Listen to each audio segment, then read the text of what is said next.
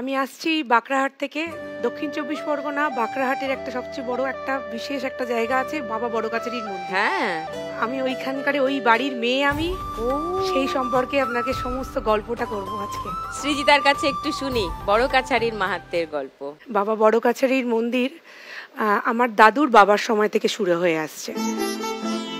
দাদুর বাবা ছিলেন শিবের ভীষণ ভক্ত এবং উনি তারকেশ্বরে জল ঢালতে যেতেন। সেবারে কি হয়েছে, শ্রাবণ মাসে উনি জল ঢালতে যেতে পারেননি ওনার শরীর খারাপের জন্য। তো উনি বাড়িতে খুব মনমরা হয়ে বসে আছেন যে বাবা তুমি আমায় ডাকলে না, এবারেই আমি যেতে পারলাম না তোমার কাছে, আমি এত কষ্ট হচ্ছে তোমার জন্য, তোমাকে দেখতেও পারলাম না একবার, এত আমাকে শরীরটা খারাপ করে দিলে। বাবার বড়গাছারি স্বপ্নাদেশেই উনি এসেছেন আর কি। রাত্রিবেলা বাবা দেখছে যে তোকে এত দূর যেতে হবে কেন, আমি তো তোর কাছেই আছি, কাছে থাকতে দূরে যাবি কেন? আমি অমুক জায়গা আছি, জায়গাটা দিদি শ্মশান ছিল। শ্মশান জঙ্গল ছিল, ওখানে বাচ্চারা যারা মারা যেত তাদেরকে ওখানে পুঁতে দেয়া হতো, যেহেতু বাচ্চাদের পোড়ায় না। এবার সেই জঙ্গলে বড় বড় সাপ খোপ থেকে আরম্ভ করে কি থাকতো না, বলেছে ওই জায়গাতেই আমি আছি, ওখানে মাটি খুঁড়তে হবে, মাটি খুঁড়লে তুই আমাকে দেখতে পাবি। বলছে আমি এমন জায়গায় থাকবো আমাকে আঘাত করবি না,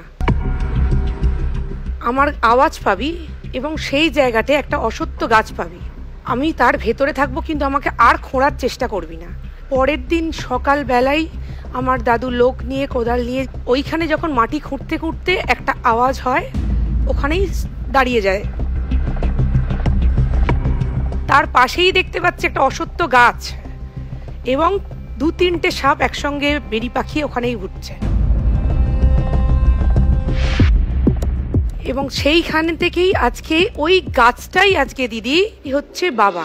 ওম নমঃ শিবায়, ওম নমঃ শিবায়।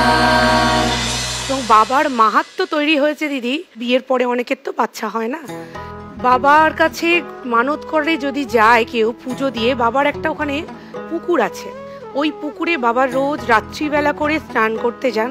স্নান করে নিজে একটা ধুতি কাপড় পরে মন্দিরে আসেন, ওখানে বাগান আছে, ফুল তুলে নিজে সাজে, নিজে সেজে ওখানে বসেন।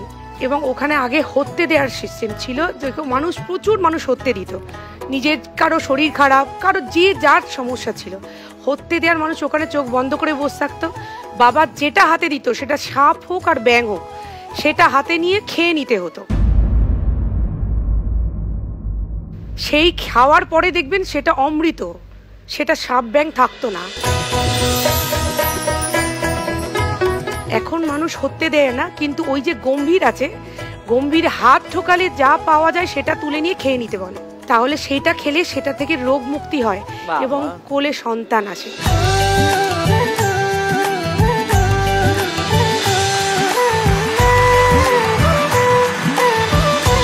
তুমি যদি আজকে 1 লাখ টাকা পাও সৃজিতা, কি করবে? প্রথমেই বাবার জন্য আমি একটা পানীয় জলের ব্যবস্থা।